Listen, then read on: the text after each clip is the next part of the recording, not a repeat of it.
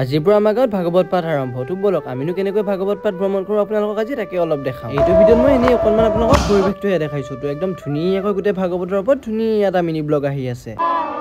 এইবিলাকে দেই আমাৰ গাঁৱৰ সন্মান ৰক্ষা পা নে কি?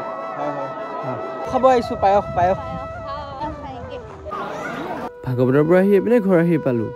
তুমি যে ইমান ঘূৰি কৰি থাকা স্কিন কেয়াৰ কেনেকৈ কৰা? কৈ দিলোঁ আৰু তাক মই ইউজ কৰি আছোঁ মুস্তাকৰ অচেন ফেচ ৱাছ। এইটো আমাৰ মেনৰ বাবে একদম বেষ্ট হয়। আৰু এই ফেচ ৱাছটোত কি আছে নো? এই ফেচ ৱাছটোত আছে চিলিচিলিক এচিড আৰু এলেণ্টন, যিয়ে মোৰ পিম্পলছবিলাকৰ লগত ইজিলি ফাইট কৰে আৰু মোৰ ডাৰ্ক স্পটবোৰো একদম নাইকিয়া কৰি দিয়ে। এইটো তোমাৰ নিয়াচিনামাইড আৰু লিকুইড এক্সট্ৰাকে মোৰ স্কিনটো গোটেই ব্ৰাইট কৰি তোলে। এইটো ক'ত পাম আৰু এইটো কেনেকৈ ইউজ কৰে? এইটো ইউজ কৰিবলৈ একেবাৰে সহজ হয়। ইজিলি 2-3 টোপালমান লৈ মুখখনত মাছাজ কৰি লগতে ধুই দিলেই হৈ গ'ল। আৰু এইটো ফ্লিপকাৰ্ট এমেজন চবতে এভেইলেবল আছে। ইয়াত 6.5 লাখতকৈ অধিক মানুহে ৰিভিউ দি থৈ দিছে। ময়ো বাৰু ভিডিঅ'টোতে টেগ কৰি দিছোঁ। তোমালোকে যদি এইটো দুটা বাই কৰিব বিচাৰা তেন্তে এটাৰ দাম পৰিব 125, মানে বহুতেই কম।